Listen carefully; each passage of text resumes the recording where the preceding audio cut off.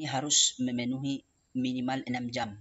Kalau kurang dari 6 jam, maka Bapak Ibu sekalipun memenuhi kriteria yang lain, makanya biasanya di setiap kabupaten itu akan mengirim ke setiap madrasah lampiran kedua, ya. Nah, ini adalah contohnya, surat resminya juga ada. Nah, ini contohnya. Sebelum lanjut, jangan lupa dukung channel ini untuk terus berbagi pengalaman dan tutorial, terutama berbagi ilmu, dengan cara klik tombol subscribe dan loncengnya. Menekan tombol subscribe tidak dipungut biaya, alias gratis. Terima kasih sebelumnya. Assalamualaikum warahmatullahi wabarakatuh. Selamat datang kembali di channel Hidayat Punyang, channel berbagi. Video kali ini kita akan membahas alur dan mekanisme penerimaan tunjangan insentif GBPNS pada Raudatul Atfal dan Madrasah tahun 2022. Yang pertama yang harus kita pahami adalah bahwa kita harus memahami juknis pemberian tunjangan insentif GBPNS tahun 2022 ini. Nah, kalau kita sudah memahami dan melihat data Bapak Ibu di simpatika linear dengan juknis, dalam artian Bapak Ibu masuk dalam sasaran dan kriteria, maka selanjutnya Bapak Ibu komunikasikan dengan kepala madrasah, karena ada beberapa dokumen yang perlu disiapkan yang ada dalam juknis tersebut, yakni berkas yang akan diberikan ke kantor Kemenak Kabupaten Seksi Pendidikan Madrasah, seperti berkas daftar usulan, surat resmi, dan juga S39 bagi calon penerima baru. Dan insya Allah sebentar saya akan perlihatkan contoh-contoh formatnya. Dan yang perlu diketahui bahwa biasanya kuota penerima GBPNS ini terbatas, sehingga kabupaten perlu data dari setiap madrasah sebagai acuan yang paling layak menerima. Dan yang paling layak itu biasanya yang lebih lama mengabdi atau TMT, tanggal mulai tugasnya lebih lama. Nah, setelah kabupaten mendapatkan data dari masing-masing madrasah, barulah kabupaten menelaah dan menetapkan yang layak menerima GBPNS tersebut. Dan kalau sudah ditetapkan, maka kita bisa lihat pada akun simpatika kita, di dalamnya terdapat menu yang memuat surat keterangan layak bayar. Dan sebentar kita akan perlihatkan juga. Tapi saya kira bagi teman-teman yang sudah pernah menerima sebelumnya, ini sudah memahami hal tersebut pada kaitannya menu yang ada dalam simpatika tersebut. Nah, selanjutnya untuk lebih memahami, kita lihat juknis yang ada, kita baca kembali. Nah, di sini sudah ada juknis dan kita langsung ke halaman 6.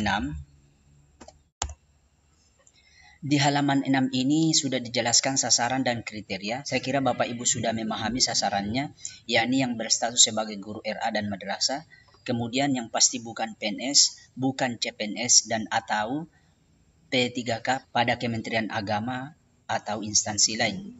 Kemudian kriteria yang perlu diketahui, ya.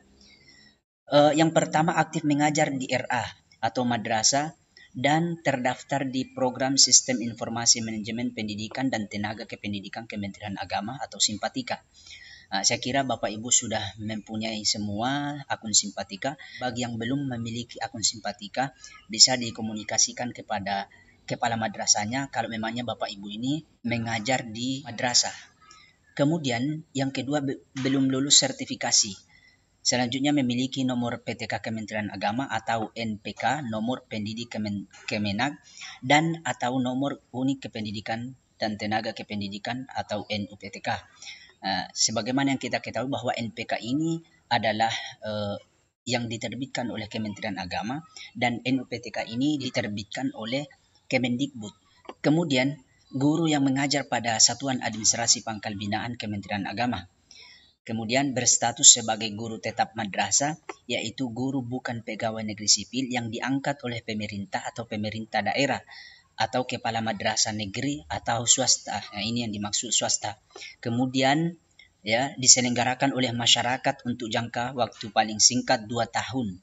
Nah, ini minimal 2 tahun sekolah tersebut atau madrasah tersebut berjalan, maka ini masuk dalam sasaran GBPNS tahun 2022 ini. Dan diprioritaskan bagi guru yang masa pengabdiannya lebih lama dan dibuktikan dengan surat keterangan lama mengabdi. Kemudian memenuhi kualifikasi akademik S1 atau D4. Saya kira Bapak Ibu memahami ini bahwa syarat utama ini juga adalah Bapak Ibu sudah sarjana atau S1. Kemudian memenuhi beban kerja linear minimal 6 jam tatap muka di Satminkalnya. Nah, ini harus dicek di akun masing-masing Bapak Ibu, sekalipun Bapak Ibu pada faktanya di lapangan mengajar lebih 6 jam, tetapi belum tentu pada akun simpatika kita terdata 6 jam. Maka ini yang perlu kita untuk lengkapi setiap per semester pada akun simpatika kita.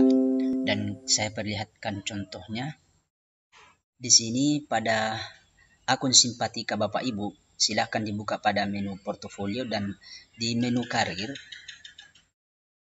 kemudian menuju di riwayat mengajar. Nah, di sini adalah riwayat mengajar Bapak Ibu. Di sini jumlah jam ini harus memenuhi minimal 6 jam. Kalau kurang dari 6 jam maka Bapak Ibu sekalipun memenuhi kriteria yang lain, Bapak Ibu tidak akan bisa masuk dalam daftar sasaran penerima GBPNS tahun 2022 ini. Nah, makanya akun simpatika kita harus diupdate setiap awal semester. Nah, ini adalah rekapan dari jadwal mengajar kita. Ya, mulai sejak TMT kita sampai tahun terakhir. Kalau sudah ternyata memenuhi 6 jam, maka kita lihat pada kriteria yang lain, bukan penerima bantuan sejenis yang dananya bersumber dari DIPA Kementerian Agama. Nah, ini contohnya seperti guru agama yang ada di naungan Kemendikbud.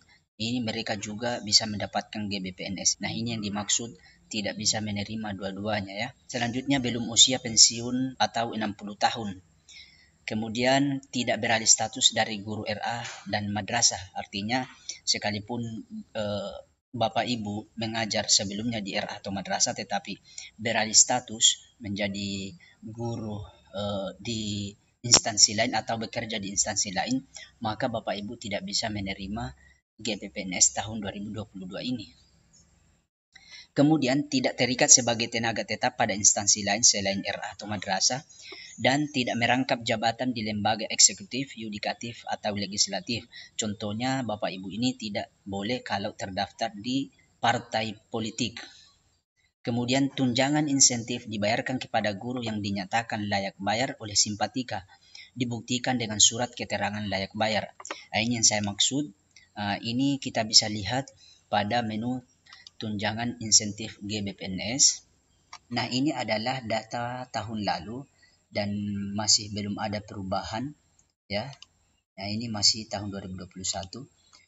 Nah, kalau ini nanti akan berubah maka kita bisa periksa ajuan dan ini otomatis terisi kalau kita sudah melengkapi data kita pada menu portofolio di atas. Nah, kalau sudah ada perubahan maka di sini akan ada notifikasi ya, Anda ditetapkan sebagai penerima tunjangan insentif guru bukan PNS tahun 2022. Nah, ini nanti akan berubah kalau memangnya kita sudah memenuhi.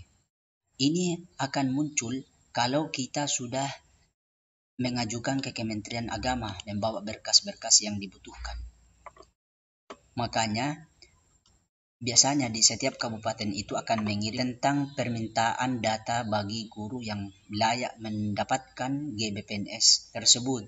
Nah, ini adalah salah satu surat dari kabupaten kami dan ini pertanggal 27 Juni 2022 perihal permintaan data lengkap guru RA atau madrasah calon penerima tunjangan insentif guru non-PNS tahun 2022. Nah, di sini langsung poinnya. Sehubungan dengan itu disampaikan kepada saudara untuk diteruskan kepada masing-masing kepala RA dan madrasah yang memenuhi sasaran dan kriteria untuk menerima tunjangan tersebut di lingkungan kerja saudara agar mengisi formulir terlampir melengkapi hal-hal sebagai berikut. Nah, ini adalah poin-poin yang ada dalam juknis dan itu tadi yang kita sudah bahas. Di sini ada poin mengisi formulir terlampir.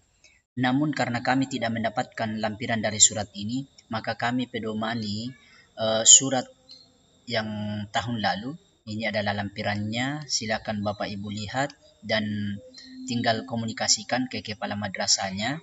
Dan ini adalah contoh lampiran kedua ya. Ini adalah contohnya lampiran surat usulan kepala madrasah daftar usulan calon penerima subsidi tunjangan fungsional bagi guru bukan PNS tahun 2021. Ini ada nomor, nama, kemudian tempat tanggal lahir, NUPTK, jenis kelamin, nomor dan tanggal SK pengangkatan sebagai guru tetap, kemudian mengajar pada Satmingkal atau madrasah mana, bidang studi yang diampu, kemudian beban kerja keseluruhan. Inilah muatannya yang akan diisi dan dilaporkan ke kantor Kemenak Kabupaten. Nah, surat resminya juga ada. Ini contohnya sebagaimana lampiran yang tadi ya. Tinggal Bapak Ibu lihat contohnya dan bisa dibuat sendiri, tapi tetap lagi-lagi komunikasi ke kepala madrasah.